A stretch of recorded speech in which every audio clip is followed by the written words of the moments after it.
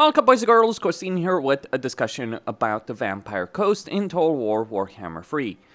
In the Lords of the End Times trailer, we can clearly see a focus on Luther Harkon, among other characters of course, but it does make one think on whether or not Creative Assembly will be reworking the Vampire Coast alongside the Lords of the End Times, because they do definitely need a rework from many different perspectives. As a pirate race or a naval focus faction, well, they're actually inferior compared to, say, the Dark Elves. As an artillery race or a range focus race, they are inferior to many other races. Be it gunpowder focus races, or a combination of both gunpowder and bow units, or just pure on bow units.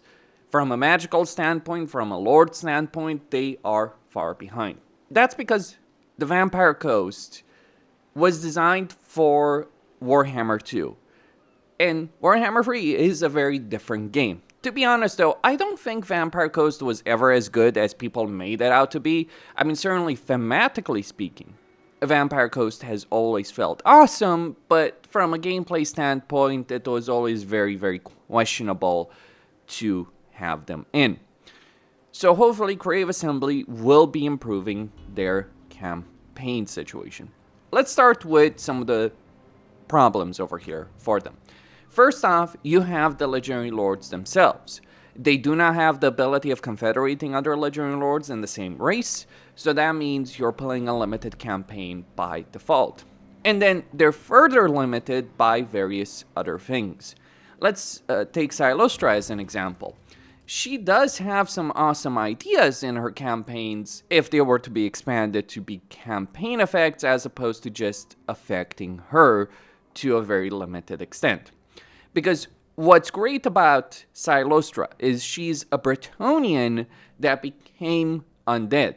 So she does have the ability of summoning Knights Errant, Damned Knights Errant. She does have the ability of eventually upgrading that into Questing Knights or Knights of the Realm if you want to.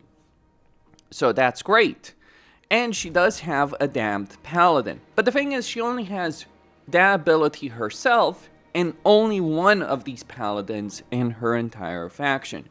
Whereas if you, say, had these kind of undead units of Bretonnia that you could recruit on a faction level, and these kind of Paladins exclusive to her, I think that would make her campaign just flat out better. By the way, fun fact, the Damned Paladins are in some ways better than the actual Paladins of Bretonnia, because, or at least, Robert is better, because he does have this skill line over here, the special skill line, Chilling Aura, Evanescence, Stoic Death, Damned Rage, which is actually better than what Bretonnian Paladins have. Of course, there are some things missing compared to Bretonnian Paladins, but yeah, compared to the VOW system, this is actually superior. If only they were available on a faction level as opposed to just having one in an entire campaign. Another issue to talk about with the Vampire Coast is that they have horde armies, but only a couple of them. So your Legendary Lord has a horde army, and then you can get 4 additional Legendary Lords that also have shipbuilding, the horde armies. So that significantly limits your campaign potential with regards to the Vampire Coast. It would be a lot more fun if you could decide if you want to have a lord with shipbuilding or not. From that perspective, maybe you pay an extra cost, maybe there's a cooldown, but it would be a much better system in a campaign compared to what we currently have. But really, beyond those things, and then of course you have the offices that require you to have both a required rank and a certain level of loyalty to be able to use them. You do obviously have the research tree, which is a very outdated one. Personally, I'm going for a casualty replenishment here until I get enough infamy so I can start getting those kind of special vampire fleet admirals in this campaign. Because, yeah, casualty replenishment is a pretty big deal to have in a campaign, and 10% is worth quite a bit. I'm not going to lie on that. But the bigger problem is, yes, the research tree is very outdated and not really worth engaging with a lot of the things there. But the big issue for the Vampire Coast is their army is in effect worthless. Not every unit, but for a ranged artillery-focused faction, do you know what actually sucks about the Vampire Coast? Their artillery and ranged units. Okay, the only good thing that they have from an artillery standpoint are the mortars. These are really good as far as mortars go, but they're still mortars with all the pros and cons that come from using mortars. You do have carronades, but they're just not really great artillery options. They obviously are useful for knocking down walls, but that's essentially it.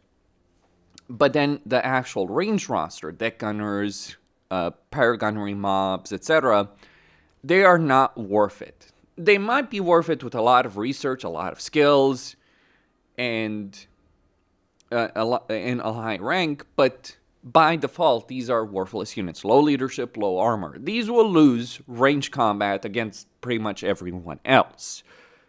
Yes, I would rather have a unit of Skaven slaves than have zombie paragunnery mobs. Well, rather, the default one with the pistol. The handgunner version, a bit better. Maybe they would actually beat Skaven slaves, but that's essentially it.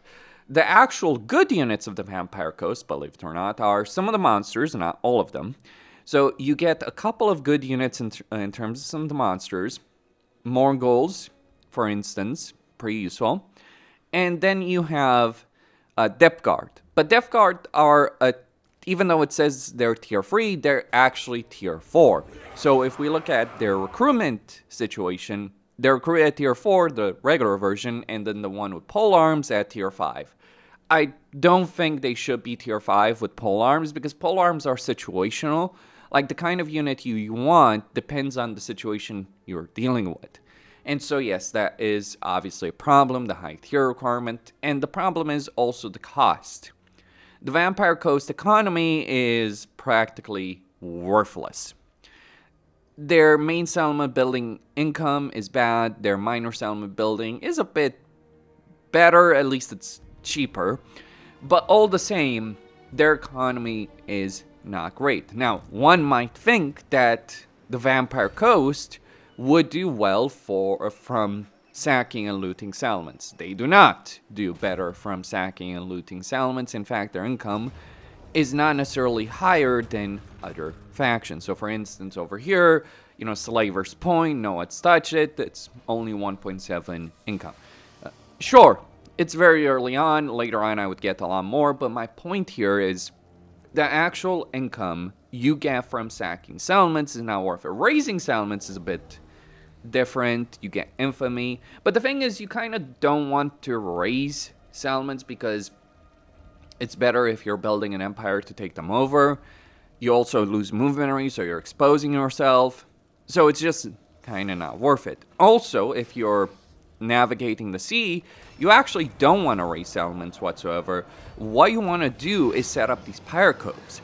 And the sole reason you want to set up pirate coves is that they give you Pirate's Rest, which gives you hero capacity for hunters and gunnery wights, as well as +1 Lord Recruit rank. So you want to get as many of these as possible. Of course, the problem is you're doing so, but also leaving the factions you're fighting alive. So that's the big problem when we're talking about the Vampire Coast. You can raid the seas, but raiding the seas encourages you to leave various factions alive, and that's eventually gonna hurt you long term. Or worse, you set up these pirate coves, and then another faction comes in and raises the territory where you set up a pirate cove, which is, congrats, you just wasted your time. The game is not built on you deliberately sacking settlements and then leaving them without doing anything else. The game can work when you're raising settlements, you just look at corn in particular, but not with regards to, oh, I'm sacking a settlement, I'm not taking it over, I'm not destroying it, and I want that settlement to stay alive. That's very counterproductive when we're talking about the Vampire Coast. Then on top of that, a lot of the regiments renown of, not all of them, to be clear, but a good amount of the regiment's renown are tied to these pieces of aid. So you gotta go find random rogue armies, or not random, they're always there, but find them, defeat them, and you get the ability of recruiting a regiment renown. That is an annoying system, it shouldn't work like that. Also, treasure maps are just not gonna give you much.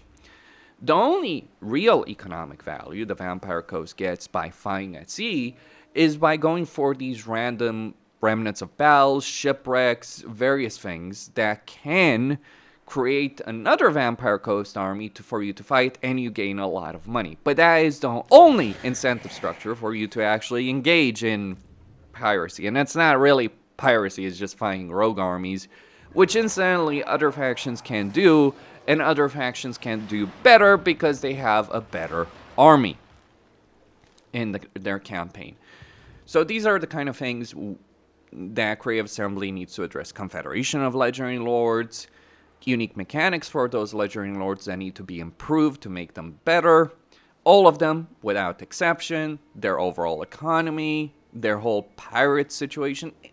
But look, I just saw Creative Assembly do Sea Lord Aislinn, and they failed hard with that entire campaign design. So I'm not sure I trust them to deliver with a Vampire Coast rework from that piracy aspect, because they sure as shit didn't deliver with Aislinn. The only good thing of Titan's Torment from a sea-based perspective was actually Lokir, not Aislinn. Aislinn was stupid. Just gonna put that out right there. Just really bad campaign design, campaign pacing. And you know, by the way, it's been 10 days in January and we haven't even gotten the hotfix going out of beta into the live version. So we'll see on that. Costine signing out. Stay tuned for more.